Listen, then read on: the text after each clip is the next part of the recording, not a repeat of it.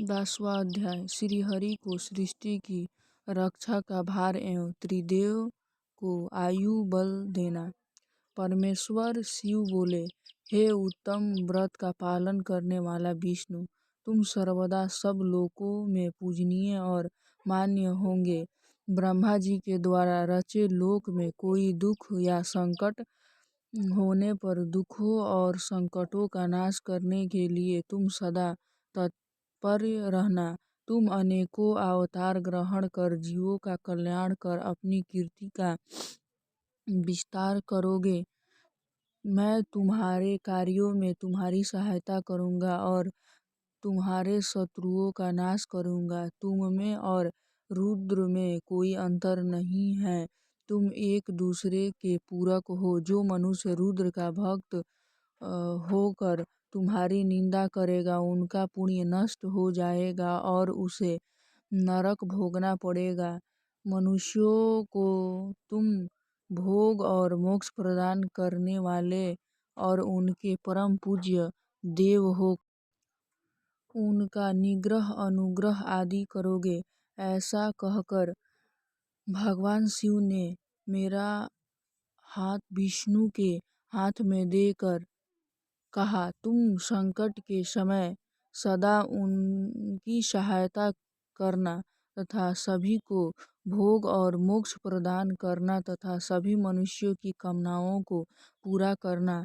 तुम्हारी शरण में आने वाले मनुष्य को मेरा आश्रय भी मिलेगा तथा तुममें भेद करने वाले मनुष्य नरक में जाएगा। ब्रह्मा जी कहते हैं, देवर्षि नारद, भगवान शिव का यह वचन सुनकर मैंने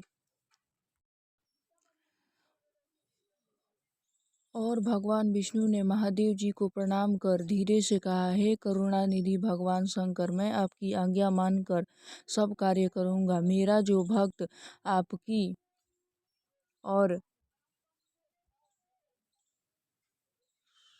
उसे आप नर्क प्रदान करें, आपका भक्त मुझे अत्यंत प्रिय है। महादेव जी बोले, अब ब्रह्मा विष्णु और रुद्र के आयु बल को सुनो। 4000 युग का ब्रह्मा का एक दिन होता है और 4000 युग की एक रात होती है। 30 दिन में एक महीने और 12 दिनों में एक वर्ष होते हैं। इस प्रकार के वर्ष प्रमाण से ब्रह्मा की 100 वर्ष की आयु होती है और ब्रह्मा का एक वर्ष विष्णु का एक दिन होता है। वह भी इसी प्रकार से 100 वर्ष जिएंगे तथा विष्णु का एक वर्ष रुद्र के एक दिन के बराबर होता है और वह भी इसी क्रम में 100 वर्ष तक स्थित होंगे। तब शिव के मुख से एक ऐसा सुवास प्रकट होता है जिसमें उनके 21,600 दिन और रात होते हैं। उनके 6 बार सांस अंदर लेने और छोड़ने का एक पल और 8 घड़ी और 60 घड़ी का एक दिन होता है। उनके सांसों की कोई संख्या नहीं है, इसीलिए वे अक्षय हैं। अंततः तुम मेरी आज्ञा से सृष्टि का निर्माण करो। उनके वचनों को सुनकर विष्णु जी ने उन्हें प्रणाम करते हुए कहा कि आपकी आज्ञा मेरे लिए शिरोधार्य है। यह सुनकर भगवान शिव ने उन्हें आशीर्वाद दिया और अंतर्ध्यान हो गए। उसी समय से लिंग पूजा आरंभ हो गई।